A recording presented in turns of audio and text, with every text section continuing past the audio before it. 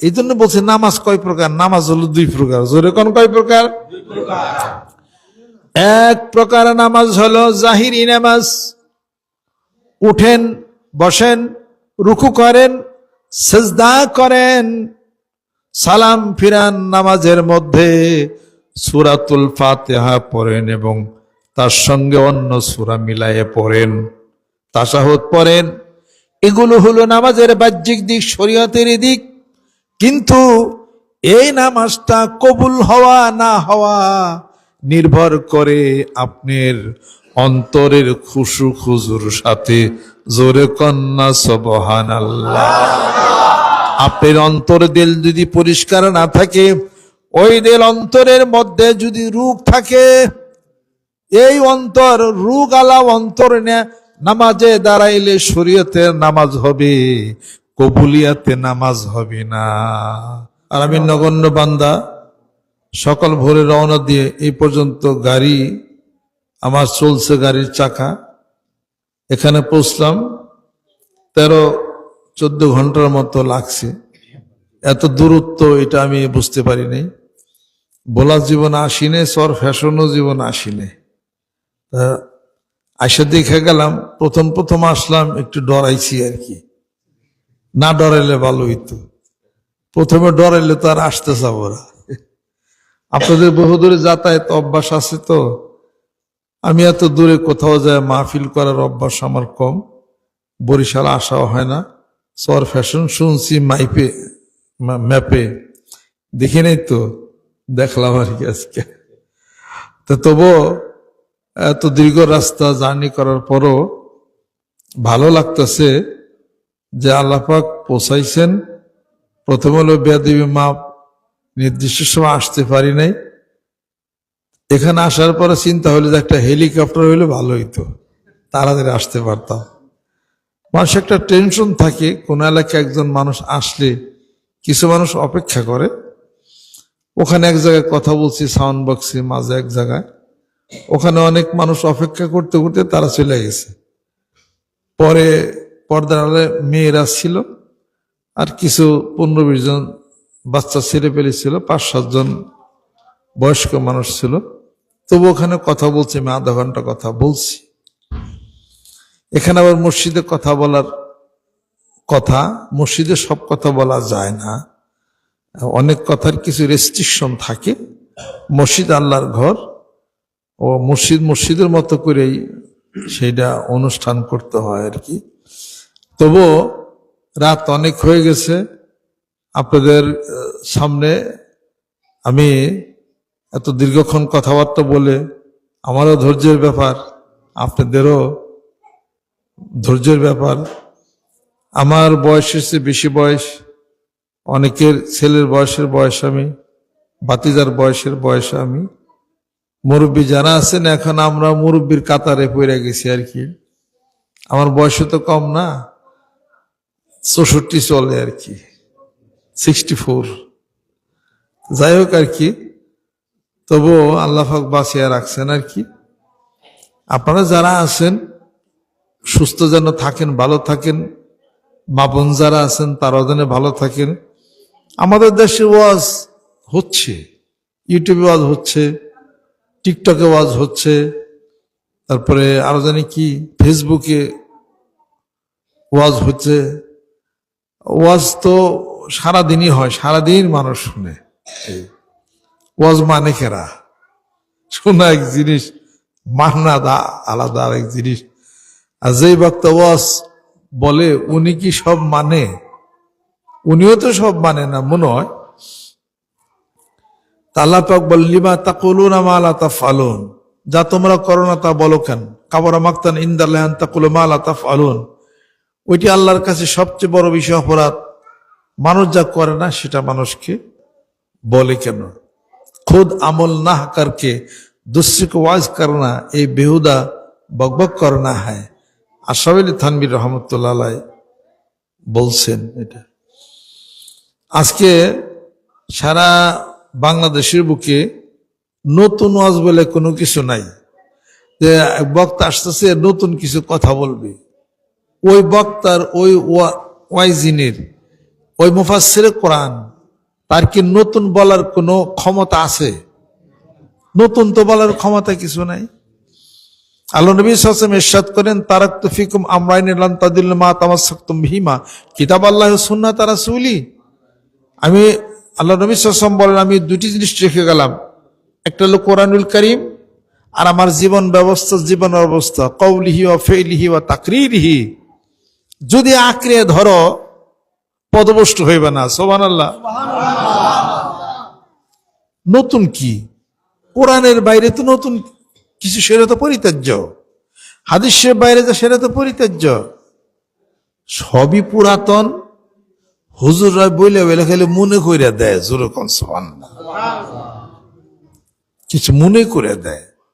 ও পিসাব আসতেছে, পিসাব কিছু, পিসাবের কথা কিছু শুনি, পিসাবকে নতুন কিছু কইব? নতুন বলবে না।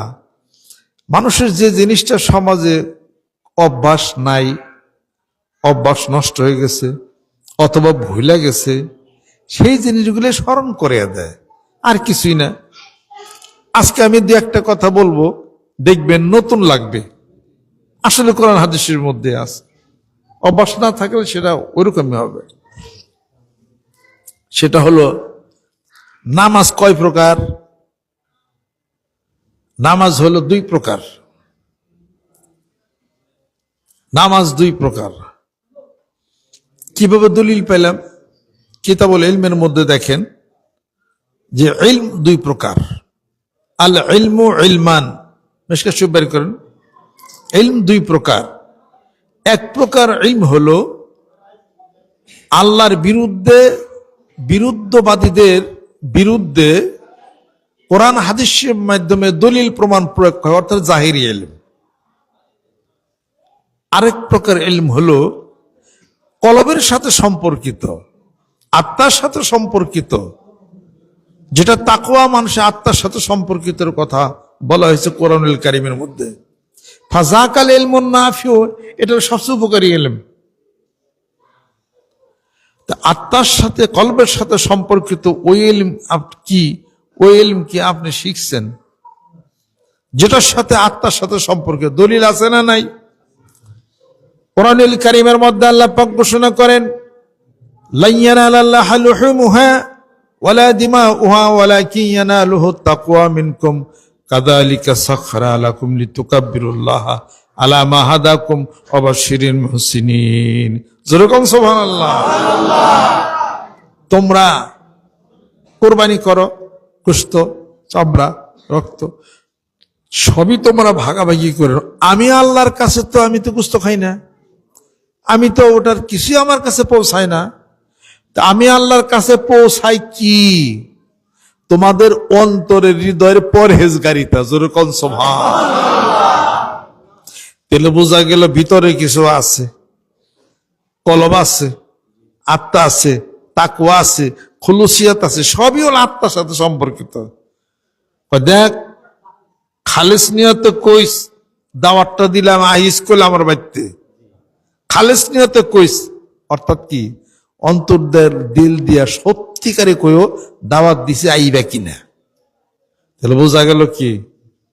তোমার মন, তোমার হৃদয়, তোমার অন্তর, তোমার আত্মার সাথে একটা সম্পর্ক আছে, আছে না নাই?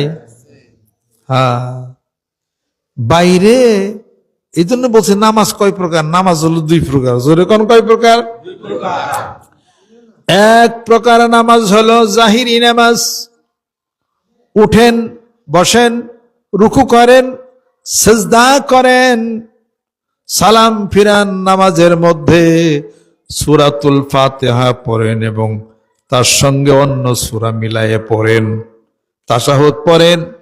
এগুলো হলো নামাজের বাহ্যিক দিক, শরীয়তের দিক।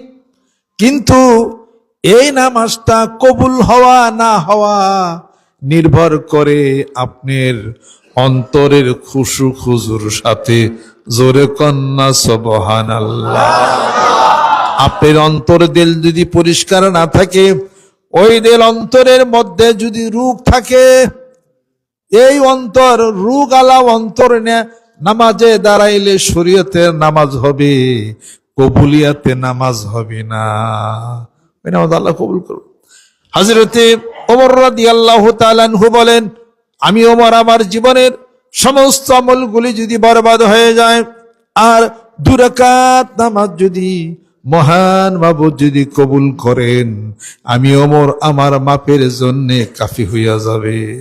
জোরে কোন সুবহানাল্লাহ। তাহলে বোঝা গেল কি, নামাজ সলাত, নামাজ তো না সলাত, সলাত নামাজ আদায় করি। এই জন্য কবি বলেন, যাই নামাজে হইলি খারা, ইশারাতেই নামাজ সারা, দৌড় দিল তোর মনের ঘোরা, আজাজিল হইল সুয়ার। এই যে পিসাব আমি আইসা কিছু কথা বলতেছি, কিছু কিছু নতুন লাগতেছে না? আসলে নতুন না, আসলে পুরাতন, কিন্তু বলতেছি নতুনের মতো লাগতেছে যে উনি আবার কি কয়। অথবা নামাজ 2 প্রকার, একটা হলো হুজির কলব, খুশু খুজুর সাথে অন্তর দিল দিয়া নামাজ পড়তে হবে। নামাজেরও একটা খেয়াল আছে, এটা একটা নতুন কথা, যে নামাজের আবার খেয়াল কি আমি বলে দিই। ভুল হলে তো আলেম ওলামা আছে, কে আলেম আমি তো বুঝতেছি না, তারা আমাকে ধরবে। তারা নামাজের খেয়াল আছে। সুবহানাল্লাহ। কি খেয়াল? হাদিস শরীফের মধ্যে আসছে, নামাজ একটা ইবাদত, জিকির ইবাদত, কোরআন শরীফ তেলাওয়াত ইবাদত, হজ ইবাদত, যাকাত ইবাদত। এমন ভাবে ইবাদত বন্দেগী করো যেন তুমি আল্লাহরে দেখাই ইবাদত করো, যেন তুমি আল্লাহরে দেখাই রুকু দাও, যেন তুমি আল্লাহরে দেখাই সিজদা দাও। আনতা আবুদাল্লাহ কাআন্নাকা তারাহু ফাইন লাম তাকুন তারাহু ফাইন্নাহু ইয়ারাক। এমন ভাবে ইবাদত করো যেন তুমি আল্লাহকে দেখাই ইবাদত করো, যদি তা না হয় তাহলে এই খেয়াল করো আল্লাহ তোমারে দেখে। আমি কি ভুল কইছি? তাহলে বোঝা গেল কি, ইবাদতের খেয়াল আছে। সুবহানাল্লাহ বলেন, খেয়াল আছে। এটা মুখ্য উচ্চারণ, আটালো অন্তরে হৃদয়ের থেকে সে কথা। সুবহানাল্লাহ। একটা হলো মুখে, মুখে উচ্চারণ, আর একটা হলো অন্তরে। মুখে উচ্চারণ, হুজুর একজন ওয়াজ করে যাইতেছে,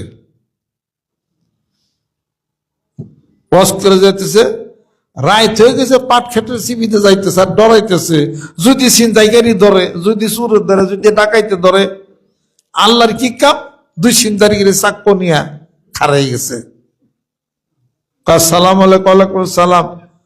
হুজুর মোনাজাত দিতে এত দেরি করছেন কে? মোনাজাত দেরি করছে না করছে তোমাকে কি, তোমার পাট খাতের মধ্যে কি করো? কয় রাত 10টা থেকে বসে রয়েছি আপনার নিয়ে। আমার লেগে বই রয়েছ, হাতি দেখতেছি চাক্কু। কয় বুঝেন না, মোনাজাত তো সারেন না, আমার যাই না। ভাষা বুঝেন তো? কয় তোমাকে কি উদ্দেশ্য, কি কও তোমরা? কত পাইছেন দেন টেন, ওয়াজও কত পাইছেন টেয়া দেন তাড়াতাড়ি। কই এর লিগে তো আমরা পাট খাতে শিবিতে বসে রয়েছি, যা পাইবেন এদিক দিয়ে বাড়তে যাবেন সবার রেখে দেবো। পরে কই এটা একটা কাম হইলো তোমরা? কথা বাড়ায়েন না, শীতের রাইত সমস্যা আছে, তাতে টেয়া পালাম, যা আছে সব দিয়া দিচ্ছে 2 ছিনতাইকারী রে। তার হুজুর এখন মনটা খারাপ, এত কষ্ট করে ওয়াজ করছে, 2000 টেয়া পাইছে, টেয়া রাইখে দিচ্ছে। কদ্রজন গেছে তখন পিছন তো 2 ছিনতাইকারী ডাক দিচ্ছে, কয় হুজুর একটা কথা শুনে যান। কয় যদি না ও শুনি তাও তোমার চাক্কু মাক্কু দিয়ে পার দিলি, এটা তো আমার জন্য আরেক ভেজাল হইব। কয় কও কি, টেহা তো নিচে আর আবার কি? কয় না, একটা কথা কই, আমার 2জন জন্য আমার ব্যবসার জন্য দোয়া কইরা যান। কিসের দোয়া? কয় আগে ব্যবসা ভালো আসলো, এই দেশের এই হাল চালে ব্যবসা এখন ডেম হয়ে গেছে, তেমন একটা খুব কামিয়ে পারতাছি না, একটু আল্লাহর কাছে একটু দোয়া করে যান। হুজুর চাকর পারে ডরে দোয়া করতে, আল্লাহ এখন চিন্তাই তুমি বরকত দিয়ে দিও, আগে যা আসলে ব্যবসা খারাপ, আল্লাহ তুমি রহমত বরকত দিও। হুজুর দোয়া, আল্লাহর আশবন্ধ গিয়েছে না পাট খেতে রয়েছে? জোর ঘর কোনটা? কদ্দুর যাই কয় কি, আল্লাহ যা দোয়া করছিলাম উল্টিয়ে দিলাম, ও ঠাঠা বইরা মরুক, আমার কষ্টের ট্রেন হয়ে গেছে, ই দোয়া কবুল ধরি না ও। আল্লাহ কইতেছে আমিও বুঝি তোর মনের দোয়া না, মুখের দোয়া এইটা। এই হুজুর যে দোয়া করছে ওই চাকুর পাড়ের পরে, তখন ব্যবসা বাণিজ্য উন্নতি দুই, এদিকে মনের দোয়া না মুখের দোয়া? মুখের দোয়া, অন্তরের দোয়া না। অতএব মুখে বলা এক জিনিস, অন্তরে বলা আলাদা আরেক জিনিস। বেশ কম কিছু আছে, আছে না নাই? এই জন্য আল্লাহ পাক কোরআনুল কারীমের মধ্যে ইরশাদ করেন, ওমা উমিরু ইল্লা লিয়াবুদুল্লাহ মুখলিসিনা লাহুদ্দিন। আর ইখলাস, বিশুদ্ধ, ইখলাসের বাংলা হলো বিশুদ্ধ, খাঁটি। এই জন্য তো সূরা ইখলাস। আর বিশুদ্ধ চিত্তে, যে অন্তরে, যে হৃদয়ে ভালোবাসা ছাড়া আর কিছুই নাই, যে হৃদয়ে আল্লাহর প্রতি তাকওয়া ছাড়া, রাসূলের মহব্বত ছাড়া আর কিছু নাই। যেরকম সুবহানাল্লাহ। তাহলে বোঝা গেল এমন ভাবে নামাজ পড়তে হবে যেই নামাজে অন্তর দিল আল্লাহর দিকে মুনিব হয়। যেরকম সুবহানাল্লাহ। ডাবর ডুবর খালি সেজদা দিলেই হবে না, ওটা শরীয়তের নামাজ হইছে। একটা মারফতের নামাজ আছে, অন্তরের হৃদয়ের তাকওয়া, ওইটা হলো খুশুর সাথে ওই নামাজ মহান মাবুদের দরবারে যাবে। যেরকম সুবহানাল্লাহ। হযরত আলী রাদিয়াল্লাহু তাআলা আনহু যুদ্ধের ময়দানে শিরস্তান মাথার মধ্যে লেগে গেছে একটা লোহার খণ্ড, টানাটানি পারা হয়েছে, খোলে না। হযরত আলী রাদিয়াল্লাহু তাআলা আনহু বলেন, এভাবে টেনো না, আমি ব্যথা পাই। আমি যখন নামাজে দাঁড়াই তখন তোমরা মাথার থেকে লোহাটা তোমরা খুলে নিও। সুবহানাল্লাহ। নামাজে যখন দাঁড়াবে তখন খুলে নিবে। নামাজের খেলনা কি পরিমাণ, খেলনা কি পরিমাণ। আলী রাদিয়াল্লাহু তাআলা আনহু নামাজের মধ্যে যখন দাঁড়িয়ে গেলেন, পিছন দিক থেকে দুই সাহাবী ওইটা ধরে টান দিয়ে খোলাই নিয়ে গেছেন। হযরত আলী বুঝতেই পারে নাই। সুবহানাল্লাহ। ওই নামাজের দরকার, ওই ইবাদতের দরকার। সুবহানাল্লাহ বললে হবে না, সুবহানাল্লাহর সাথে আবার ধ্যান করা লাগবে। ওই ধ্যান কি? যে আমি যে সুবহানাল্লাহ বলি তারপর সাব্বাহাতু সুবহানাল্লাহ, হে আল্লাহ তোমার, আমি তো অপারগ। হ্যাঁ, আল্লাহুম্মা ইন্না আলাইয়া হুকুকান কাসীরান ফিমা বাইনি ওয়া বাইনিক। হে আল্লাহ, তোমার আমার সাথে কত দেনা পাওনা ছিল। তোমার যা কিছু বান্দা হিসাবে আমাকে তুমি খাওয়াইলা, আমাকে তুমি শীতের দিনে বস্ত্রের ব্যবস্থা করলা, তুলার ব্যবস্থা করলা, নদীর বানের মাছ, কত কিছু তুমি করলা। কিন্তু আমি তো আমার কিছুই করতে পারি না। আমি তুমি মহান মাবুদ, তোমার নামটা নেব সেই সময়টা আমার নাই। অতএব আল্লাহ তুমি সবচেয়ে বড়, সমস্ত প্রশংসা তোমার। এই জিকির করা এবং যে আমি যে অপারগ, আমার এই জিকিরগুলি আল্লাহ তুমি শোনো, আমার সব জিনিসগুলো তুমি কবুল করে নাও। অন্তরে বিশুদ্ধতা, বিনয়বরতা, আনা ইদ্দাল মুনকাসিরাতি কুলুবুহুম। আল্লাহ পাক বলেন, যার অন্তর দিল নরম, আমি আল্লাহ তার সাথে বন্ধু হয়ে যায়। সুবহানাল্লাহ। সেই মন দিল নিয়ে আল্লাহকে ডাকতে হবে, আল্লাহ পাককে ডাকতে হবে গভীর রাত্রিতে 12টার পরে। কি সুলুসাইল লাইল ইন্না নাশিয়াতাল লাইলি হিয়া আশাদ্দু ওয়াতাম ওয়া আকওয়ামু কিলা। গভীর রাতে যখন জাগো আমার কাছে কেমন লাগো।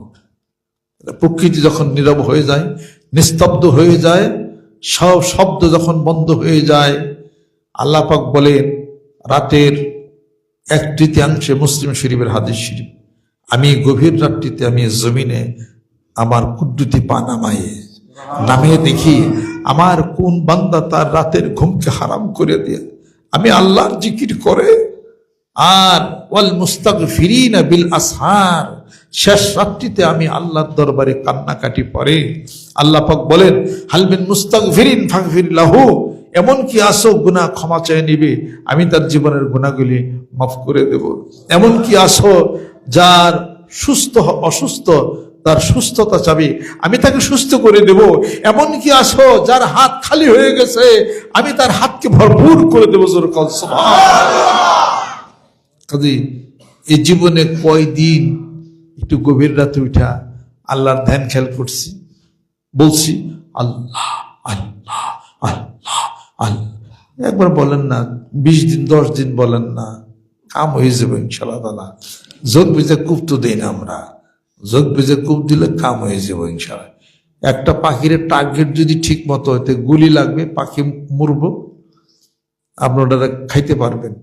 আর জীবন ভরে আবল তাবল গুলি করলাম, পাখি লাগলো না, জীবনে কোনদিন পাখির গোস্ত খাওয়া কোনোদিনও হবে না। এটা কাজে ইবাদত বন্দেগীর মধ্যে কিছু সময় আছে, কিছু টাইম আছে, ওই কায়দা মতো টাইম ধরে কাজ করতে হবে। আরাফার ময়দানে 9 তারিখে, তাই না, 9 জিলহজ আরাফার ময়দানে উকুফ করতে হয়। আল হজ্জ আল আরাফাত, জিলহজ মাসের 9 তারিখে আরাফার ময়দানে উকুফ করতে হয়, নইলে বোধ হজই হবে না তার। 9 তারিখে আরাফার ময়দান তো ঠিকই থাকে, 15 তারিখে আরাফার ময়দানে সারাদিন ধরে চিৎকার মারেন গা, লাভ আছে নি তো। ওই সময়টা সবে কদর, সবই তো আল্লাহর রাত, দিন আল্লাহ বানাইছে, সৃষ্টি করছেন, রাত আল্লাহ সৃষ্টি করছেন। তাহলে 20-এর পরে বেজর সংখ্যাতে সবে কদর তোমরা তালাশ করো, এই তো কথা। 15 তারিখে সবে কদর বানিয়ে নেন আপনি, রমজান শরীফই তো ওটা। 20-এর পরে 21, 23, 25, 27, 29 এই জায়গায় সবে কদর করতে হবে কেন? ওটা তো ঘোষণা হয়ে গেছে, যখন যে সময়, যে তারিখ, যে ডেট, যে সময়, ওইটার মধ্যেই বরকত। সুবহানাল্লাহ। আপনি তো 15 তারিখে সবে কদর ইচ্ছা করলে বানাইলেও হবে না, ওটা বরকত পাবেন না আপনি ওটা। অতএব ইবাদত বন্দী করার মৌকা আছে, ও মৌকা অনুসারে যদি কাজ করতে পারেন তাহলে কাজ হবে। কিন্তু অতএব আমরা যে ইবাদত বন্দী করি এগুলো হলো হাজিরা দেওয়া। নামাজ পড়ি, এই আসরের নামাজ, এই জোহর, এই মাগরিব, এই ঈশা, এটা তো আমরা হাজিরা দিতেছি। আসলে আল্লাহ পাকের সাথে বান্দার সান্নিধ্য হওয়ার যে ব্যাপারটা, এটা ফি সুলুসাইল লাইল, রাত 12টার পরে। সুবহানাল্লাহ।